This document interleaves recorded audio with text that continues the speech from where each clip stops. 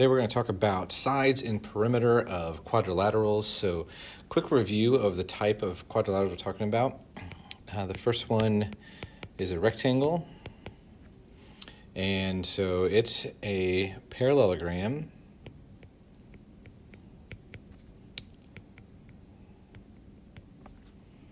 where all sides, all interior angles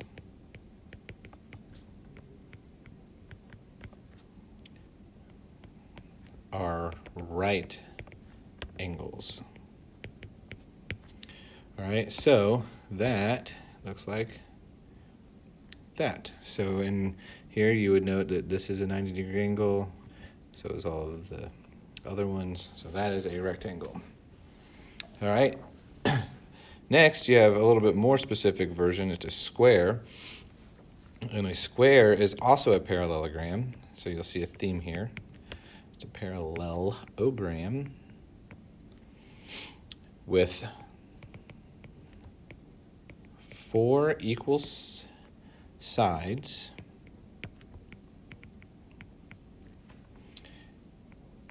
and 4 right angles. So, similar to a rectangle, but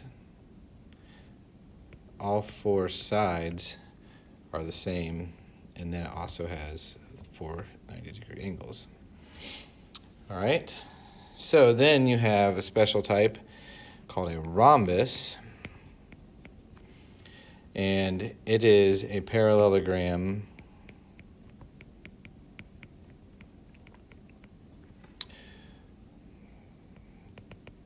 with 4 equal sides.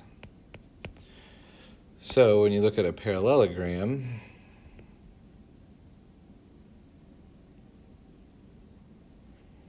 if all 4 sides are equal, then you have a rhombus. So a square is technically a type of rhombus. So if you look at the hierarchy, a parallelogram is any quadrilateral 4-sided figure that has 2 pairs of congruent corner or angles, interior angles, and 2 pairs of congruent sides. So, or parallel sides, I mean, so, well, incongruent for that matter. So a rectangle is a type of parallelogram.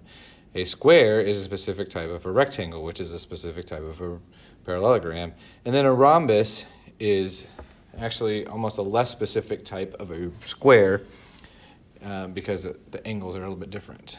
But they're all related in that sense. All right, so properties that I want to talk to you about today. Some things, just kind of notes that you need to know. The opposite sides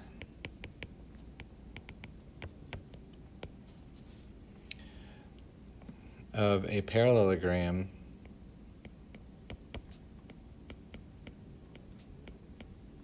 are congruent.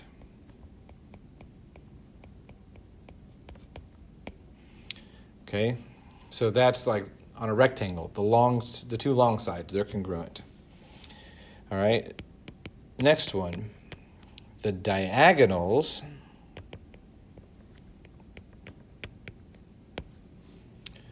of a parallelogram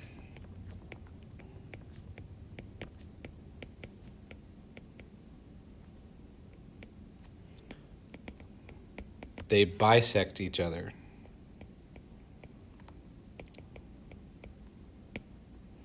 Bisect, remember, means splits in half.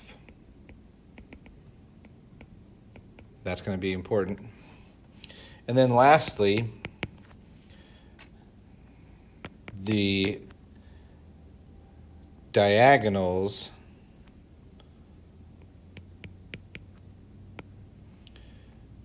of a rectangle, so that's specific, those are congruent.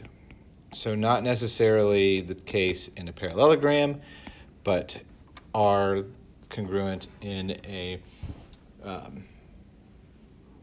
rectangle, specific version of one. All right, so if we look down here and we're looking at a rhombus, so the first thing you need to make note of in these problems is what type of shape are you looking at. This one is a rhombus, then we're going to do a parallelogram and a square.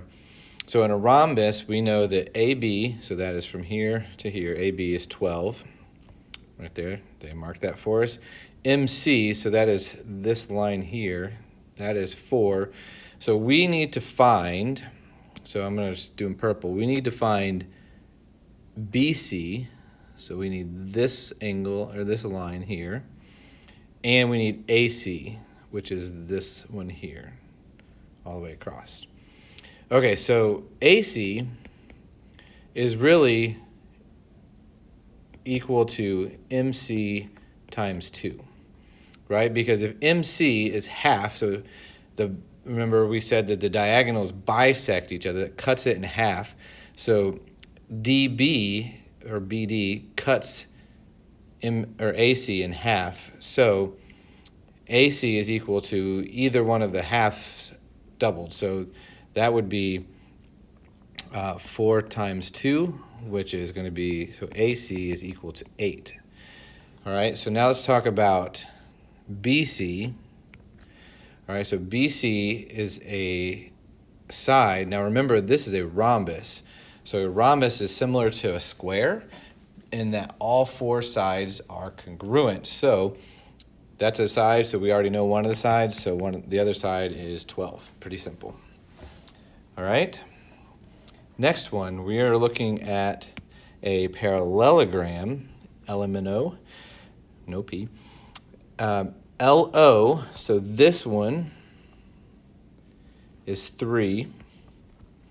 MO, which is the diagonal, is 10. And MO, no, sorry, never mind.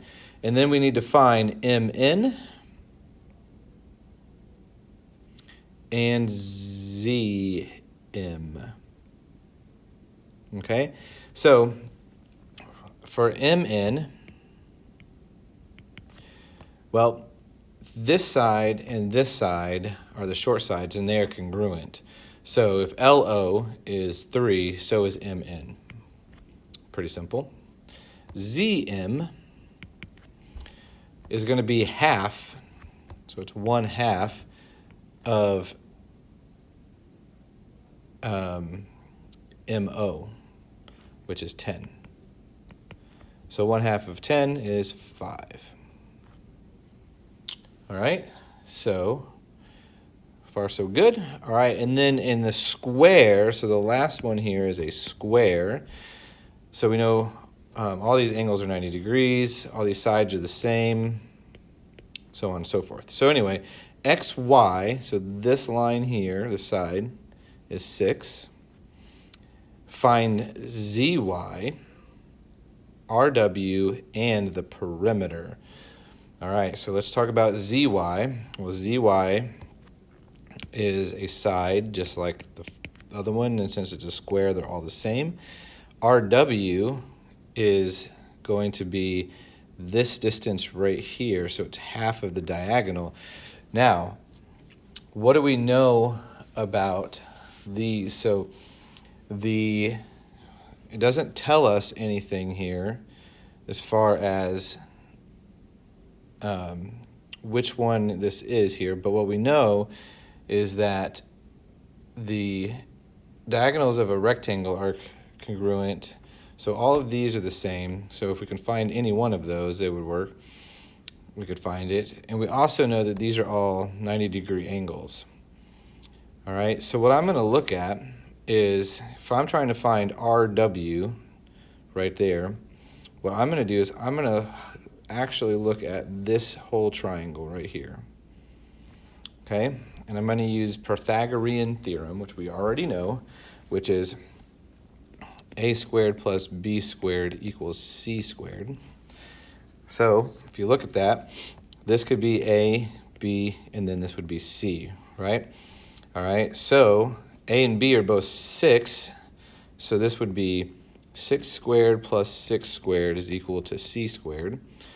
That's 36 plus 36 equals c squared, and that's 72 equals c squared, and then I'm going to find the square root.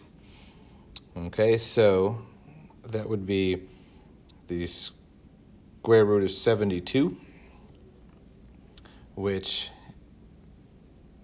we don't have. So then what we're going to do is we're going to say that this is, since we don't, this, so square root of 72 is wy, but we want rw.